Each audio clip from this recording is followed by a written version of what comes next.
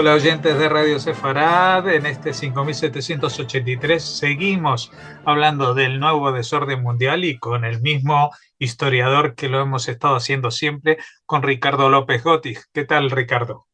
Hola Jorge, ¿cómo estás? Muy bien, y vamos a seguir hablando de alguna manera de Putin, pero vamos a hablar de un aspecto que ha surgido esta semana y que nos abre una caja de Pandora para hablar de lo que significa la democracia hoy en día, ¿no? Buen tema, porque los plebiscitos fraudulentos y absolutamente orquestados que se hizo en cuatro regiones de los territorios que invadió de Ucrania, nos hacen primero reflexionar sobre la naturaleza de esos plebiscitos que nadie en el mundo los está aceptando como válidos, ni siquiera sus propios aliados ya están señalando que esos plebiscitos son fraudulentos. No me refiero a ver, hay Irán o Bielorrusia que están totalmente alineados, pero sí a países como el gobierno de Serbia, que tiene una alianza militar con Rusia, el gobierno de Kazajstán, es decir, hay varios que están advirtiendo, incluso la propia República Popular China está señalando que no está de acuerdo con la desintegración de otros países. Bien, pero primero recordar que hubo otras situaciones bastante similares en el pasado, en el siglo XX, e inmediatamente recordamos Austria cuando en 1938 fue invadida por Alemania nazi y se hizo un plebiscito.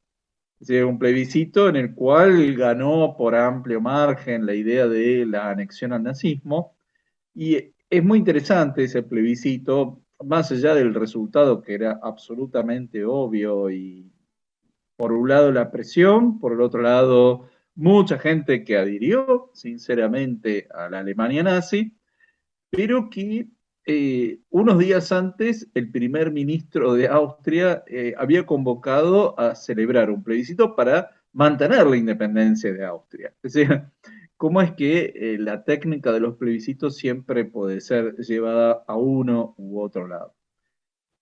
La verdad es que también, bueno, en 1939 hubo otros plebiscitos, en este caso de la Unión Soviética, en los territorios que conquistó a Polonia en virtud del pacto de Ribbentrop-Molotov. Esos territorios que hoy son parte de Bielorrusia o de Ucrania, ¿no? La frontera polaca en el oriente se corrió en virtud del pacto Ribbentrop-Molotov. Bueno, y en esos territorios también se celebraron plebiscitos. Pero bueno, la verdad es que lo que se hizo en esos cuatro territorios conquistados supera todas las ficciones, porque se llevó a cabo durante varios días, votaron personas encapuchadas, obviamente con mucha presión sobre la población local, y también lo hemos visto en el 2014 cuando la península de Crimea fue anexada de Rusia. Es decir, esta apariencia de democracia, de que se respeta la voluntad popular, claramente son señales de que, primero, hay un triunfo de la narrativa de las democracias, porque hoy nadie diría, bueno, conquisté el territorio y ya está, ¿no? Es decir, por la fuerza, el derecho de la fuerza. Hoy hace falta mostrar algún tipo de respaldo popular a través de las urnas, aunque sea en este caso absolutamente ya de una forma bastante grotesca, como fue estos plebiscitos, y por otro lado, ya abiertamente sumarse a Rusia, porque originalmente la idea tanto de estos gobiernos títeres de Lugansk y Donetsk, recordemos que ahí lo que ocurrió es que ya en mayo del 2014 se formaron estas supuestas repúblicas populares, ¿no? De Lugansk y Donetsk. Y recién en marzo del 2022, el Parlamento ruso los reconoció como países, estas dos repúblicas populares. Y no fueron diputados de Putin, del partido Rusia Unida, fueron diputados del Partido Comunista Ruso los que propusieron esto. Es decir, ahí vemos bastante claro cómo es que ese entramado que aparentemente hay otros partidos opositores dentro del Parlamento ruso, pero que en realidad son el mismo sistema. Y a partir de ahí los reconoció como dos países independientes. Obviamente solo Rusia los reconoció como tales.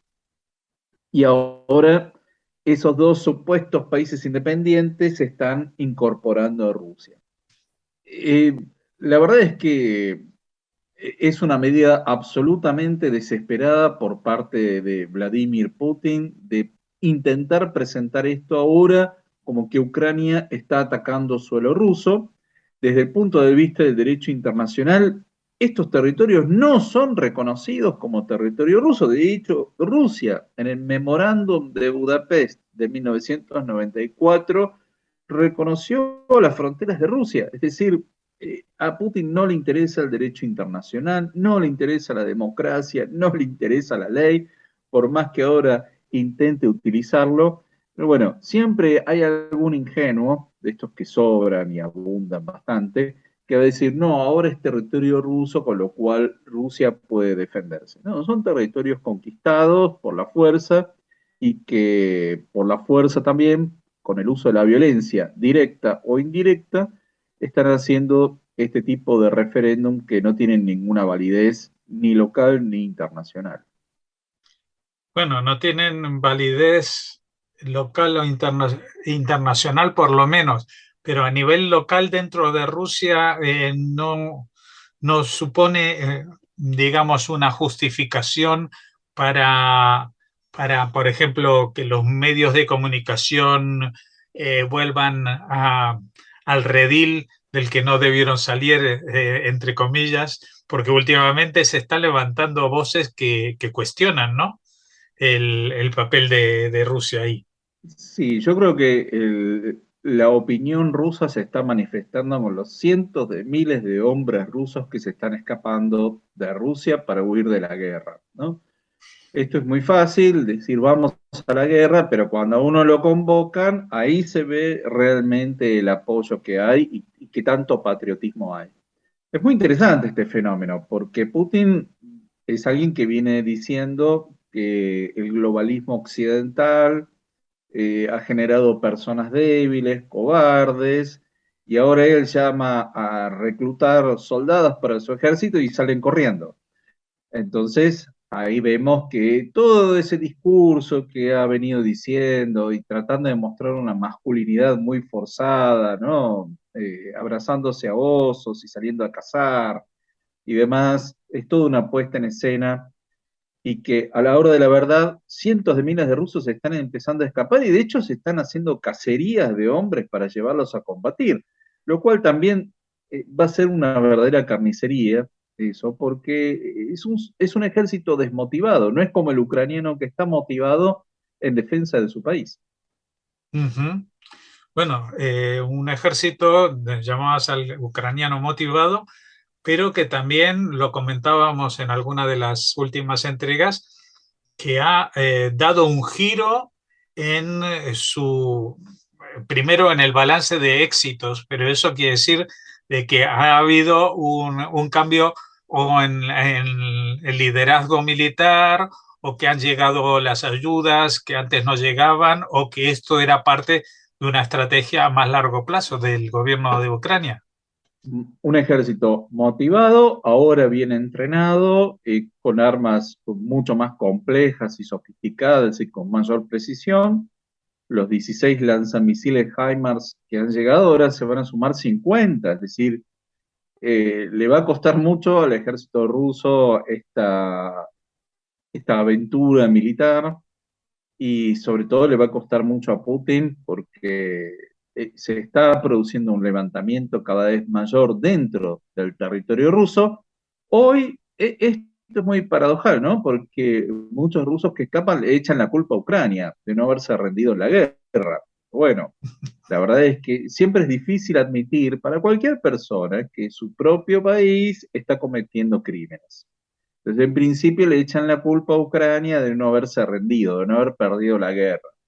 Es una forma de desviar lo que verdaderamente está ocurriendo y es que tienen un gobierno criminal y que, bueno, eventualmente tendrá que ser juzgado ante el Tribunal Penal Internacional. Ujú.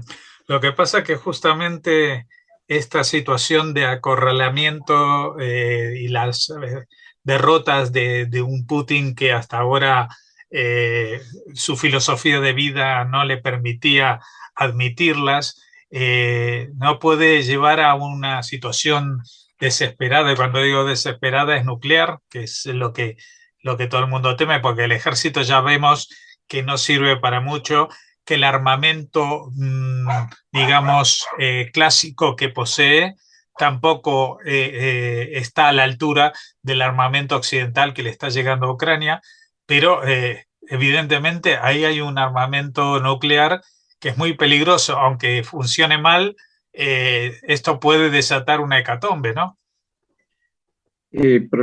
Así como estamos viendo que hay serios problemas de logística del ejército ruso por la propia corrupción del Kremlin, que es totalmente sistemática y lleva décadas, probablemente el propio arsenal nuclear también esté en condiciones obsoletas de falta de mantenimiento y no sé si cuando aprieten el botón van a salir los misiles. Sí. Y algunos, Igualmente, para llegar a esa opción, no es Putin únicamente el que toma la decisión, y yo creo que el propio alto mando de las Fuerzas Armadas, llegado el momento, no sé si van a acompañar una decisión de ese calibre, porque además la respuesta sería contundente. ujú. Bueno, vamos a ver con qué nos sorprende este frente bélico en una semana, porque esto es increíble, ¿no? Este es un programa Sí, semanal y cada semana sí, nos da tema amplio para hablar desde otra perspectiva, ¿no? exactamente. La verdad es que estamos viendo una serie de eventos históricos que uno pensaba que no iban a volver a repetirse con esta intensidad, pero cómo es que se está desmoronando todo un sistema de regímenes autoritarios en el mundo, comenzando a veces por pequeñas cosas, como es lo que estamos viendo en Irán, que continúan las manifestaciones callejeras, ya cuestionando el régimen de los ayatolas, y esto se está multiplicando por toda Rusia y quizás tenga efectos y contagio en otros países de la región, como es Bielorrusia. Bueno, esperemos que sea para que traiga una situación de distensión y para que también de forma añadida traiga una situación de liberación para mucha gente que sufre en estos regímenes autoritarios, ¿no? Así que bueno, muchas gracias por atendernos, Ricardo, y hasta la próxima entrega. Muchas gracias, Jorge, y como siempre, un gran saludo a la audiencia de Radio Separado.